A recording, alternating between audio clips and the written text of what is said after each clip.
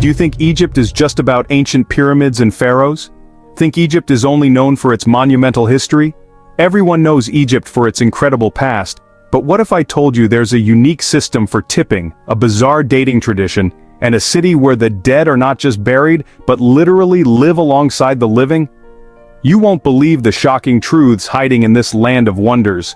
Wait until you find out about the unexpected reasons behind their driving habits. 15. Tipping in Egypt is almost mandatory, even for small favors. You heard right. In Egypt, the concept of tipping, or bakshish, is deeply ingrained in daily life and goes far beyond what most Westerners are used to. Sounds unbelievable, but it's expected for nearly every service, no matter how small, from helping with luggage to giving directions or even just opening a door. This isn't just about showing appreciation. For many Egyptians, especially those in service industries, bakshish forms a significant part of their meager income, sometimes making up to 70 to 80% of their earnings. Imagine paying a small coin, a few Egyptian pounds, equivalent to cents, to a security guard just for pointing you in the right direction, or to a bathroom attendant for handing you a paper towel. This economic oddity and unwritten social rule can be a practical surprise for tourists who might feel constantly on the hook for small payments. It's a complex system that highlights the economic realities for many, turning what might seem like a casual gesture into a vital part of the local economy and an essential cultural insight. 14. Cairo's traffic is a lawless, horn-honking symphony. Think traffic rules apply like anywhere else? Think again. Navigating the streets of Cairo is an experience unlike any other, a chaotic ballet of cars, motorcycles, donkeys, and pedestrians, where the traditional rules of the road seem to melt away. Here's the scary part. Lane markings are often ignored, traffic lights are more suggestions than commands, and the primary mode of communication isn't turn signals but the incessant honking of horns. Estimates suggest Cairo has over 22 million residents and millions of vehicles jostle for space. This infrastructure challenge and daily life reality means that the loudest car often has the right of way, and a constant symphony of blares, beeps, and screeches fills the air. Imagine a 5-lane road squeezing into 2, with drivers creating new lanes on the fly, and the continuous sound of horns providing a percussive soundtrack to the urban madness. This shocking practical surprise is a vivid cultural contrast to the disciplined driving found in many Western cities, offering a unique glimpse into the organized chaos that defines much of Egyptian urban life. 13. Ancient Egyptians mummified their pets, not just humans. You won't believe this historical quirk. While we commonly associate mummification with pharaohs and important figures, the ancient Egyptians extended this elaborate practice to their beloved pets, from cats and dogs to baboons and even crocodiles. Sounds unbelievable, but archaeological findings have uncovered vast animal necropolises containing millions of mummified creatures. For instance, an estimated 4 million ibis mummies have been found at Tuna El Gebel, and over 300,000 cat mummies at Bubastis. This wasn't just sentimental. Many animals were seen as sacred representations of deities, like cats for Bastet or falcons for Horus, or offerings to the gods. Imagine discovering a perfectly preserved, mummified gazelle or a beautifully wrapped bird, complete with intricate bandages and miniature coffins, just as elaborate as those for humans. This bizarre historical practice reveals a profound connection between the ancient Egyptians and the animal kingdom, offering a unique insight into their religious beliefs and daily lives, a stark contrast to modern pet ownership. 12. It's considered rude to show the soles of your feet. Here's the funny part. In Egyptian culture, especially in formal settings or when you're interacting with elders, it's actually a pretty big cultural taboo to show the soles of your feet, or to point them towards someone. Think you can just cross your legs carelessly? Think again. The foot, and especially the sole, is seen as the lowest and dirtiest part of the body, so displaying it can really be taken as a sign of disrespect or even an insult. Just imagine sitting cross-legged at a dinner table or lounging with your feet up, only to realize you're unknowingly offending your host. This unwritten social rule even extends to where you place your feet, never on a chair or table, and definitely not in someone else's personal space. This subtle yet powerful etiquette rule is a crucial piece of insider knowledge for Western tourists. It really highlights a nuanced approach to body language and respect that's deeply embedded in Egyptian social interactions. Kind of an opposite world scenario compared to a lot of casual Western habits. 11. The Rosetta Stone was not found in Rosetta or Rashid. You heard right. While it's one of the most famous artifacts in the world, the Rosetta Stone, the one that unlocked the secrets of hieroglyphs, wasn't actually found in the modern Egyptian city of Rosetta, known locally as Rashid. Sounds a bit unbelievable, but it was discovered in 1799 by French soldiers near the town of Rashid, which itself is in the Nile Delta. The stone was actually found during the Napoleonic campaign in Egypt, specifically while they were building a fort. So, this historical quirk means the stone's popular name is kind of a misnomer, since it's based on the nearby town, not the exact discovery site. Imagine the irony. Such a globally significant artifact being named after a general area, rather than its precise spot. This little-known fact really highlights the often complex nature of historical discoveries, and the labels they end up with over time. It's a fun piece of trivia that always surprises people who assume the name tells the whole story. Egyptians don't use their full names socially. Wait until you find out. Unlike many Western cultures where using a person's full first and last name is common, in Egypt, especially in informal and even semi-formal settings, it's a rare social phenomenon. People generally prefer to be addressed by their first name and often by a nickname or an honorific like Hajj, for a man who has completed the pilgrimage to Mecca, or meaning mother of, followed by their eldest child's name. Sounds unbelievable, but using someone's full name, particularly their last name, outside of strictly professional or official contexts, can feel overly formal, distant, or even suspicious. Imagine being introduced to someone and only ever hearing their first name even after years of acquaintance, while their surname remains a mystery. This unwritten social rule is a deep-seated cultural practice that emphasizes personal connection and familiarity over formal identification, creating a unique dating culture and social dynamic where relationships are built on closer, more intimate forms of address. Marriage between cousins is common. Think it's an outdated practice? Think again. In Egypt, particularly in rural areas and traditional families, marriage between first cousins is still a relatively common social phenomenon and an accepted cultural practice. Statistics show that consanguineous marriages, meaning between blood relatives, account for a significant percentage of unions, with some studies suggesting rates ranging from 20 to over 40% in certain regions. Here's the scary part. While there are perceived social and economic benefits, such as keeping wealth within the family and ensuring a known family background for the spouse, these marriages also carry an increased risk of genetic disorders. Imagine families meticulously arranging marriages between relatives, a decision driven by generations of tradition and societal norms rather than romantic love alone, a stark contrast to Western dating culture and family planning. This cultural contrast highlights a different set of priorities in mate selection and family structure, where kinship ties and family stability often take precedence over individual romantic choice. The Great Pyramid of Giza was the tallest man-made structure for 3,800 years. You won't believe this enduring record.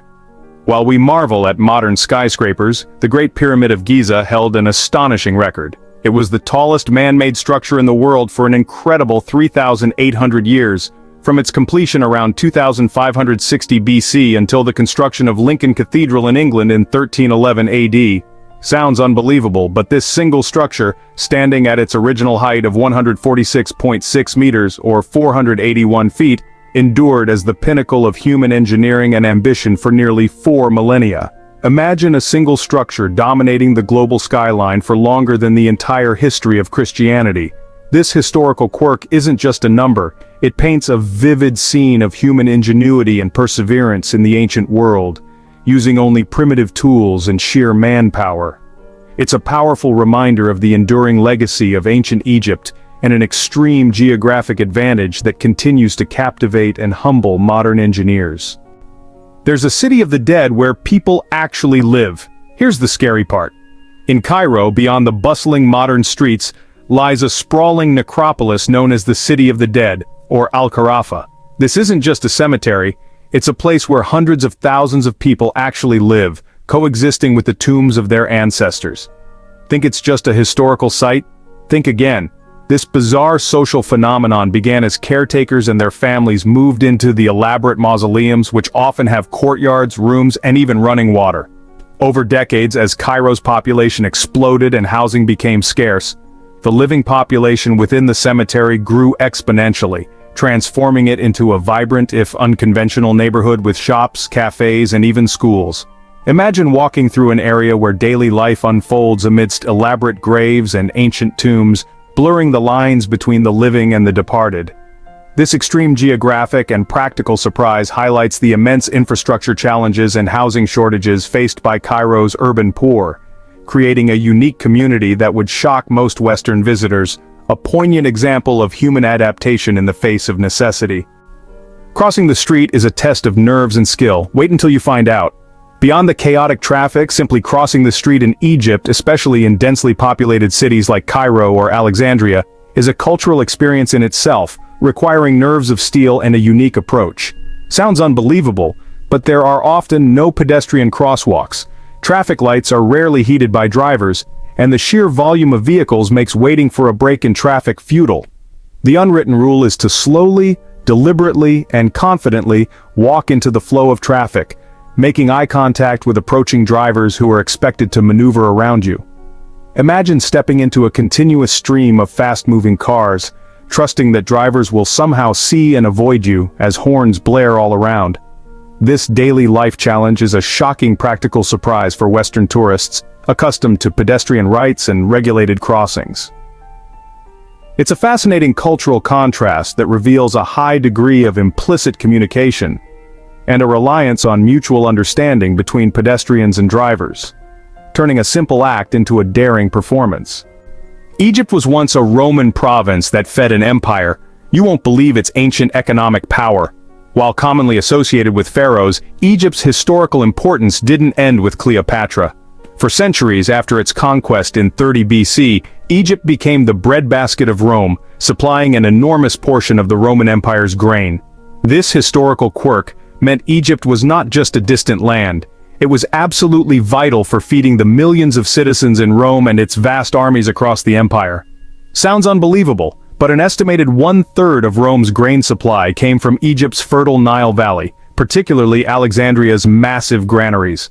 Imagine the logistical marvel of sailing vast quantities of wheat across the Mediterranean for centuries, sustaining a superpower thousands of miles away.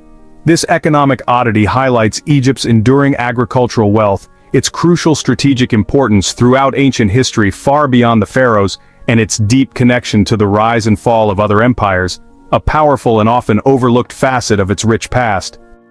It's rude to accept something with your left hand. Here's the scary part. In Egypt, as in many Muslim-majority cultures, the left hand is traditionally considered unclean, reserved for bodily hygiene. Therefore, it is a significant cultural taboo and an unwritten social rule to use your left hand when giving, receiving, or eating. Think you can use whichever hand is convenient? Think again. This extends to everything from shaking hands, exchanging money, offering food, or pointing.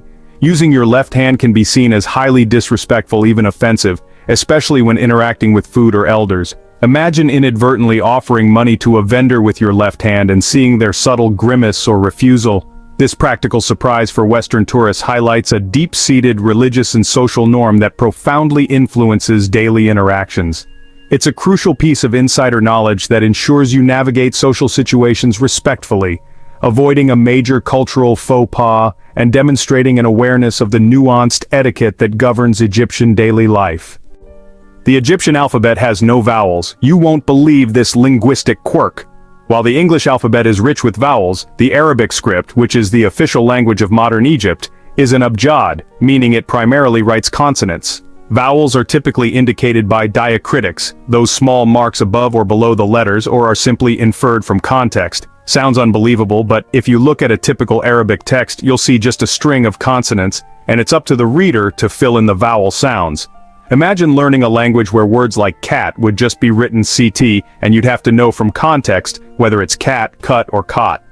This linguistic surprise makes learning to read and speak Arabic particularly challenging for Westerners. It's a fascinating cultural insight into a different approach to written language, highlighting an opposite world scenario compared to phonetic alphabets and showcasing the inherent complexities and unique beauty of the Arabic script that has shaped Egyptian communication for centuries. The Nile River flows north. Wait until you find out this geographic surprise. This seems counterintuitive to many, as rivers in the northern hemisphere typically flow south towards the equator. But the Nile River, the longest river in the world and the lifeblood of Egypt, flows from south to north. Sounds unbelievable, but its source is in the highlands of East Africa, mainly Uganda and Ethiopia, and it travels over 6,650 kilometers northward before emptying into the Mediterranean Sea. This geographic fact is not just a curiosity, it fundamentally shaped ancient Egyptian civilization, as the annual flooding from the south brought rich, fertile silt that revitalized the land for agriculture, making the desert bloom. Imagine the ancient Egyptians relying on a river that defied conventional wisdom, bringing sustenance from the upper lands to the lower delta.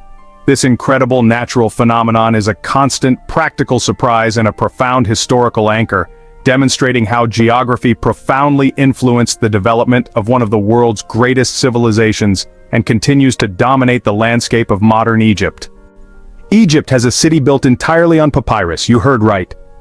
While pyramids dominate the ancient narrative, there's a modern, vibrant economic oddity in Egypt that feels like a scene from an ancient scroll. The city of Papyrus, sometimes called the Papyrus Institute, located near Giza. This isn't just a museum. It's a living, breathing workshop and cultural center where the ancient art of papyrus making, lost for centuries, has been painstakingly revived and is now a thriving industry. Sounds unbelievable, but here you can witness the entire process, from the harvesting of the papyrus plant from the Nile, to the intricate slicing, soaking, pressing, and drying of the strips, transforming them into the durable sheets that once carried hieroglyphs. Imagine stepping into a workshop filled with the scent of damp reeds, seeing artisans meticulously working the plant fibers, creating paper exactly as the pharaohs' scribes did over 3,000 years ago. This historical quirk and surprising cultural preservation creates an immersive, tactile experience, a direct link to Egypt's ancient past, proving that some traditions are just too valuable to remain buried in the sands of time and offering a unique economic lifeline for local artisans. So we've just discovered Egypt's most bizarre and awe-inspiring secrets, from its unique cultural norms and surprising urban realities to its incredible historical quirks and profound geographic influences. Which one shocked you the most? Have you ever experienced any of these Egyptian oddities yourself? Let us know in the comments below. And don't forget to like this video and subscribe for more amazing facts about the world's most surprising places.